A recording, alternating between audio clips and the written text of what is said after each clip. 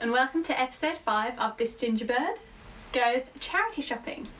So today I'm going to focus on women's versus men's.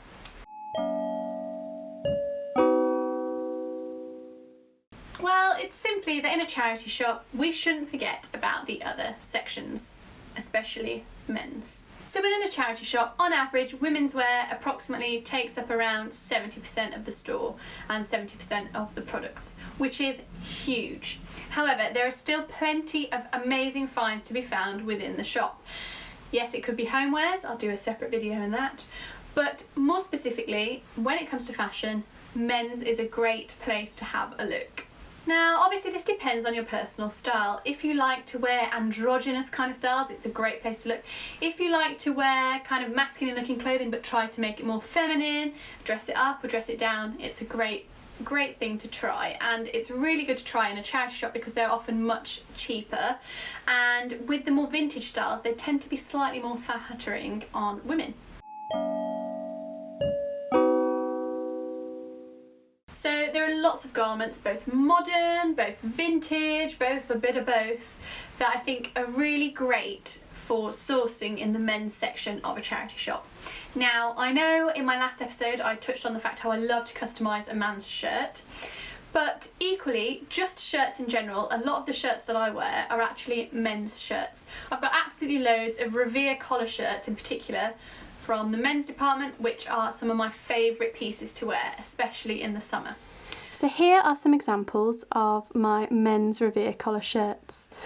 These are all, as you can see, menswear. They all have the Revere collar, which is that shape there, and they are quite Hawaiian style looking. What I usually do is wear them with some nice feminine trousers, roll the sleeves, sometimes they look nice with a nice skirt as well.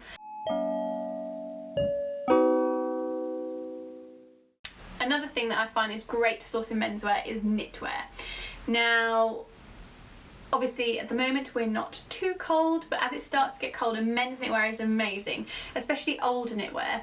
Most often it's usually made from wool rather than acrylic. So it's a much more natural, more sustainable fabric.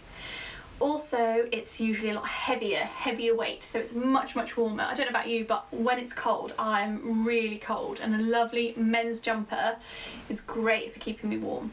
Also, quite often in knitwear, the men's knitwear usually is in better condition than the women's knitwear. Once again, because of the fabric compositions, they're a bit more hardy. And also the knitwear styles are amazing. A proper old school vintage 80s, 90s Fairall jumper is very on trend and has been for years now. And it doesn't see any signs of going anywhere. It always seems to come back around Christmas, winter times. And finally, my favourite thing to source in the menswear department, as I'm sure you can tell, is a man's jacket. An oversized, proper old school jacket.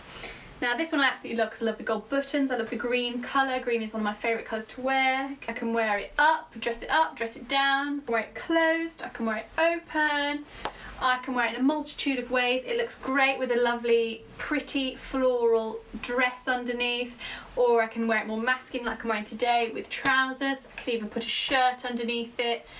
There are so many ways and it's so versatile, and it's great for transitional times, it's great for making you warm, it's great as an alternative to a coat or a leather jacket or a denim jacket. It's just a really easy piece to wear with different things. So if I have convinced you to try to charity shop, please don't forget to check out the men's section. You never know what treasures or amazing fashionable pieces you might find. Thank you so much for watching this week's episode of This Ginger Bird Goes Charity Shopping. Please don't forget to like, share and subscribe, and check out all of my other videos. You can also follow me on Instagram at This Ginger Bird. Thanks again for watching, and I really hope you enjoyed it, and I'll see you next time.